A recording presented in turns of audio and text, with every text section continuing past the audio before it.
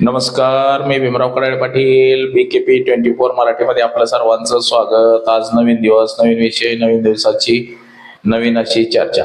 आज चर्चा घेऊन आलोय म्हणजे बघा, नाशिक जिल्ह्यातला बोंधू बाबा अशोक खरात याचे नवनवीन कारनामे समोर यायला लागलेले आहेत. त्याचे जे शिष्य होते, ट्रस्टी होते, रुपाली चाकणकर यांच्या समवेत अनेक मंत्र्यांना त्यानं मूत्र पाजलंय. आता हे आक्षेपकारी गोष्ट आहे, परंतु पाजले. आता ते आपण व्हिडिओ बघितलेले, तो कशा पद्धतीचं महिलांना मूत्र पाजत होता, त्याच्यामध्ये पावडर टाकून. असंच तिथं जे जे पुढारी पूजा अर्चा करायला गेले, देवेंद्र फडणवीस असतील, एकनाथ शिंदे असतील, चंद्रकांत दादा पाटील असतील, दीपक केसरकर, ह्या सगळ्या मंत्र्यांना त्यानं अक्षरशः मूत्र प्राशासन करायला लावलं. म्हणजे तीर्थ म्हणून त्यानं ते त्यात काय पावडर काय काय काय काय टाकून त्यांना अक्षरशः चमच्यानं स्वतःचं मूत्र पाजलं. म्हणजे हे आमच्या राज्याचे आणि देशाचे मंत्री, म्हणजे महाराष्ट्र राज्याच्या मंत्रिमंडळामधले अक्षरशः मुख्यमंत्र्यासहित उपमुख्यमंत्र्यासहित सगळीच माणसं त्या बोंधू बाबाकडं देवदर्शन करायला जायचे, फिरायला जायचे आणि त्याचं मूत्र पिऊन यायचे. तर याच विषयाच्या चर्चा घेऊन आलो. तर चला, सर्वप्रथम आपण जर चॅनल सबस्क्राईब केला नसेल तर आपण चॅनल सबस्क्राईब करावा, ही सर्वांना विनंती. आणि चला चर्चेला सुरुवात करूया. महाराष्ट्र राज्य आणि भारत देश आपला अंधश्रद्धेच्या किती खाईत गेलाय त्याची ही उत्तम उदाहरण आहेत मित्रांनो. बघा, भारतामध्ये हिंदू मुस्लिम या दंगली जाणीवपूर्वक पेटवल्या जातात आणि त्याचा फायदा हा भारतीय जनता पक्ष पुरोहित पक्षांना मिळत असतो. भारतीय जनता पक्षाला त्यापेक्षा अधिक मिळत असतो की हिंदू मुस्लिम जोपर्यंत करत नाही तोपर्यंत भारतीय जनता पक्षाचं पोट भरत नाही किंवा सत्तेवरती यायचे चान्सेस कमी असतात. म्हणून हिंदू मुस्लिम करायचं, मुस्लिम द्वेष वाढवायचा, मुस्लिम किती वाईट आहे हे लोकांना सांगायचं आणि निवडणुका लढवायचा. असंच भारतीय जनता पक्षानं आता दुसरा अजेंडा आणलाय की भगवे कपडे घालून वस्त्र धारण करायचं आणि तो महाराज मठात बसणार. म्हणजे कुठंतरी एखाद्या झाडाखाली बसलेला महाराज किंवा दलिंद्र झालेला, भिकारी झालेला किंवा कर्जबाजारी झालेला एखादा माणूस तो भगवे कपडे घालतो आणि तो महाराज होतो आणि त्याच्या पाया पडायला माणसांची रांग लागते. आता आपण अनेक उदाहरणं पाहिली असतील की कोण ग्रामसेवक आहे सेवेतून सस्पेंड झाला, कोण कर्जबाजारी झाला, कोण आत्महत्या करायची म्हणून निघून गेला आणि भगवे कपडे घालून तो महाराज झाला. आज अशी देशाची परिस्थिती. देशामध्ये जेवढे महाराज आहेत हे सगळे महाराज जनतेला अंधश्रद्धेच्या खाईत घालतात. म्हणजे जोपर्यंत लोकांना अंधश्रद्धा सांगत नाही, लोकांना अंधश्रद्धेच्या आहारी आपण लावत नाही, तोपर्यंत लोक आपल्याकडे येणार नाही. त्याच्यामुळे लोकांना चमत्कार नमस्कार करून दाखवायचा. एखादा नारळ असेल, नारळामध्ये इंजेक्शनाच्या द्वारे कुंकू भरायचं, फोडायचं, लोकांना सांगायचं नारळातनं रक्त, लिंबाला आग लावायची, सायनाइड ऍसिड असतं त्याच्यामध्ये, ते लिंबाच्या वरती आतमध्ये अगोदर घालून ठेवायचं. लिंबू कापलं, जमिनीवर घासलं की त्याचा धूर निघतो, माणसाला अरे लिंबातून जाळणे घाला. म्हणजे असं वेगवेगळे प्रकार, प्रत्येक थोतांड बाबांचं वेगवेगळं कारनामा आहेत. कोण सापाचं करेल, कोण कशाचं करेल, कोण प्लॅस्टिकचा साप आणल. म्हणजे सगळं जादू टोना. म्हणजे ती खरी जादू नाही तर ही हात चालाकी आणि लबाडीचा धंदा सगळा. म्हणजे लोकांना सांगायचं एक बोंधुगिरी म्हणायचं हे.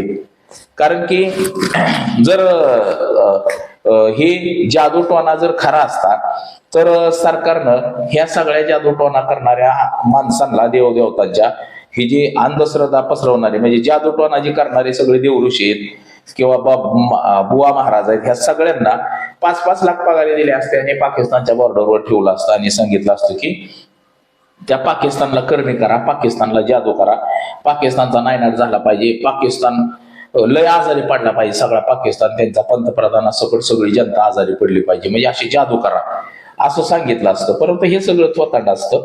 लोकांना अंधश्रद्धेच्या खाईतून बाहेर काढणं हे सरकारचं काम आहे, परंतु ते सरकार बाहेर काढत नाही. सरकारला उलट तेवढंच पाहिजे की लोक घाबरून राहिले पाहिजे, अंधश्रद्धेच्या खाईत राहिले पाहिजे, तरच आपली पोळी वाचणार आहे. हे या पुढाऱ्यांना सुद्धा भारतीय जनता पक्षाच्या आणि सगळ्याच पक्षाच्या पुढाऱ्यांना माहिती आहे. आता हे महाराष्ट्रातला जो बोंधू बाबा, महाराष्ट्रामध्ये असे अनेक बोंधू बाबा आहेत, अनेक महाराजांचे मठ आहेत. आणि महाराज म्हणलं की तिथं लगेच महिला आल्या, पुरुष आले, राजकारणी आले, म्हणजे सगळ्यात जास्त राजकारणी तिथं जातात. म्हणजे गोरगरीब तर जातात ज्याच्यावर काय अन्याय अत्याचार होतोय, ज्याला मन शांती नाही, प्रसन्न नाही, त्याच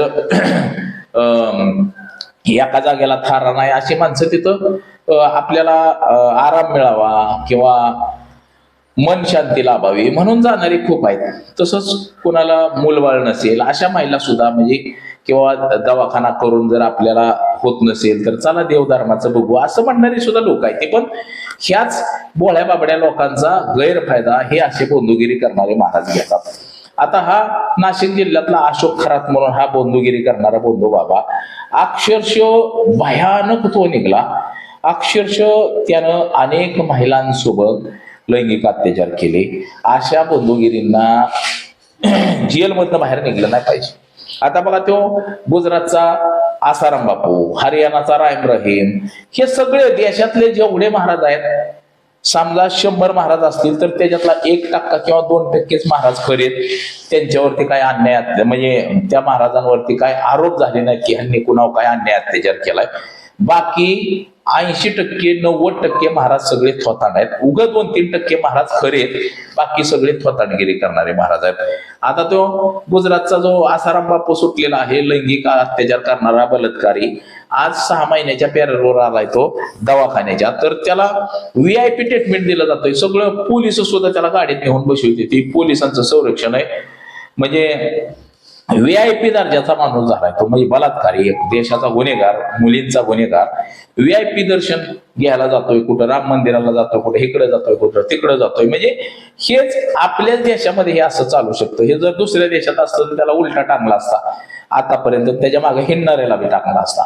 परंतु हे आपल्याच देशात सगळं असं आहे. आता जरी हा अशोक खरात बोंधुगिरी करणारा महाराज सापडलेला आहे का नाही, तरी सुद्धा ह्याचे समर्थक सुद्धा तेवढेच आहेत की म्हणजे त्याला चांगलं मानणारे. म्हणजे म्हणतात काय झालं मग त्यांनी केलं असेल काय, असं म्हणणारे लोक सुद्धा आपल्या देशामध्ये आहेत. आता ह्या बोंधू बाबानं अक्षरशः जादूटोणा, काळे बाहुले हे तर केलंच केलं, पण तिथं जे येणारी जी माणसं आहेत, आता बघा देवेंद्र फडणवीस तिथं भेटायला गेले होते, चंद्रकांत दादा पाटील भेटायला गेले होते, एकनाथ शिंदे तिथं जाऊन पूजा अर्चा करत होते, एकनाथ शिंदेचे चिरंजीव खासदार श्रीकांत शिंदे गेले होते, आपल्या रुपालीताई चाकणकर तर काय तिथं पडीक असल्यावर त्या 15-15 दिवसाला जायचं तिथं. त्याचबरोबर इतर जी सगळी मंडळी म्हणजे अजून मंत्री दीपक केसरकर, जेवढे मंत्री तिथं गेले का देवेंद्र फडणवीस सकट, सगळ्यांना त्याने देवाचा तीर्थप्रसाद म्हणून अक्षरशः मूत्र पाजलंय तिथं सगळ्यांना.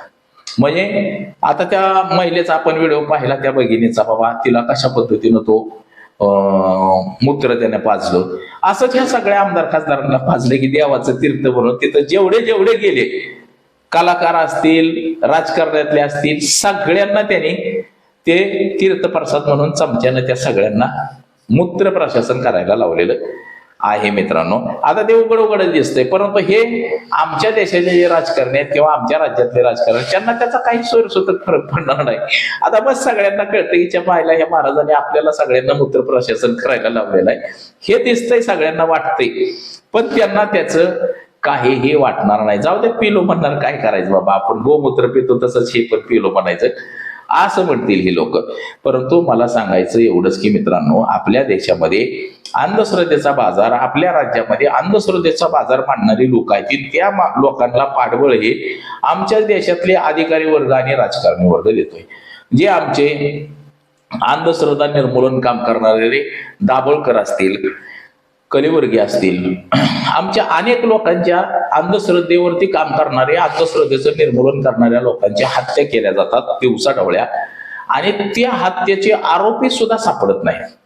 म्हणजे ज्या लोकांना हा देश गुलाम करायचा आहे, ज्यांना ह्या देशामध्ये पुन्हा इंग्रजांसारखं राज्य आणायचंय, लोकांना अंधश्रद्धेच्या खाईत घालायचे, अशी लोक अशा गोष्टी करत असतात मित्रांनो. असंच आता ह्या बोंधुगिरी करणाऱ्या ह्या बाबाचं सुद्धा सुरू आहे. बोंधू बाबा जो आहे हा बोंधू बाबा सुद्धा अशाच प्रकारे लोकांना वेगवेगळ्या मार्गावर नेतोय, म्हणजे लोकांना सांगतो. आता हा किती भयानक आहे बघा. महिला जर आल्या तर त्यांना सांगायचा तो की माझ्या अंगामध्ये देव संचारतोय, आणि ज्यावेळेस माझ्या अंगामध्ये देव संचारत असतो त्यावेळेस माझ्या लिंगामध्ये सुद्धा फार अशी ताकद येते, आणि त्यावेळेस तुम्ही तो येऊन संभोग केला पाहिजे, म्हणजे पुत्रप्राप्ती होते, किंवा तुमच्या मागे जे काय असेल साडेसाती ती साडेसाती निघून जाईल असं तो सांगायचा महिलांना. म्हणजे किती नीच प्रवृत्तीची ही लोक आहेत ते. आणि ह्या सगळ्या लोकांना ह्या असल्या मांत्रिकांच्या जाशामध्ये भोळी बाबडी जनता बळी पडते. म्हणजे आपल्याकडे अज्ञान किती मोठे अजून सुद्धा. म्हणजे बघा कसलं अज्ञान आहे आपल्याकडे, किती वाईट अज्ञान आहे. अहो एक देव ऋषी तर 2-2 लाख 3-3 लाख रुपये नुसतं लिंबू द्यायला घेतो. म्हणजे हाव हाव हाव करणार, ते लिंबू देणार काहीतरी करून, आणि माणसाला वाटणार की आता आपलं लिंबू घेऊन चाललोय घरी, आता आपल्याला फरक पडणार आहे. पण कुठं लिंबानं कुठं कशानं फरक पडतोय का? अजिबात नाही. बघा अभ्यास केला तरच मुलगा पास होणार आहे, आणि पास झाला शाळा शिकला तरच तो नोकरीला लागणार आहे. म्हणजे तो अभ्यास न करता पास होणार आहे का? तर तो अजिबात होणार नाही. शाळा अभ्यास न करता तो कसा काय पास होईल बरं? पासच होऊ शकत नाही ना. परंतु आपल्याकडं हे जाणलं जात नाही की बाबा अभ्यास न करता तो पास होणार नाही. आपल्याकडे जाणलं जातं की देवधर्म केला की आपण पास होऊ. श्रद्धा असावी, पण अंधश्रद्धा कधीही नसावी. आपल्या ज्या जुन्या महापुरुषांनी अंधश्रद्धेचं निर्मूलन केलं, लोकांना सांगितलं देवळात नाही रे बापानो, देवळामध्ये त्या पुजाऱ्याचं पोट आहे. तसंच आपण ज्या मठामध्ये जातोय त्या मठामध्ये देव नाहीये. त्या मठामध्ये त्या मठाचा जो प्रमुख आहे महाराज तिथं बसलेला भगवे कपडे घालून, त्याचं पोट पाणी त्याच्यावरती चालतंय. मला सांगा, हे लोकांना जर जागृतीचं काम करतात तर ह्यांच्याकडं 2-2 कोटी 3-3 कोटीच्या असल्या 10-10 20-20 गाड्या घेऊन हे लोक फिरतात. आज एवढं धन यांना कमवण्याचं काय कारण आहे? कशासाठी एवढं मोठं धन कमवतात हे लोक? परंतु काही नाही, हे सगळं थोतांड आहे. तुमची श्रद्धा असावी, अध्यात्मक टिकलं पाहिजे, परंतु अध्यात्मकाचा बाजार पाडणारे हे अशोक खरात सारखे जे भोंदू बाबा आहेत, आणि ह्या भोंदू बाबांना पाठबळ देणारे आमचे सरकारी अधिकारी आणि आमचे राजकारणी, ह्या राजकारण्यांना आणि सरकारी अधिकाऱ्यांना अगोदर वटणीवर आणणं गरजेचं आहे. या सरकारी अधिकाऱ्यांना आणि पुढाऱ्यांना ह्या अशोक खरातनं मूत्र प्रशासन करायला लावलं, त्याच्याबद्दल काहीच वागू नये. त्याच ह्याचे हे लोक आहेत ते. सुरुवातीला ह्याच लोकांनी तिथं जाऊन हे मोठं केलेलं. लोक जर तिथं नाही गेली तर हे मोठी कशी होत्याल बोंदगिरी करणारी माणसं? हे राजकारणी तिथं जातात म्हणून त्यांचा पायंडा सर्वसामान्य माणूस पाडतं की चला आपण भीती जातोय म्हणजे आपण तर गेलं पाहिजे. म्हणजे अशाच पद्धतीचं मित्रांनो हे सगळं सुरू आहे, आणि याला कुठंतरी आळा बसणं गरजेचं आहे. तर आज एवढंच. माझा सहकारी कॅमेरामन अनिकेत, मी भीमराव काळे पाटील, BKP मराठी, इंदापूर, पुणे.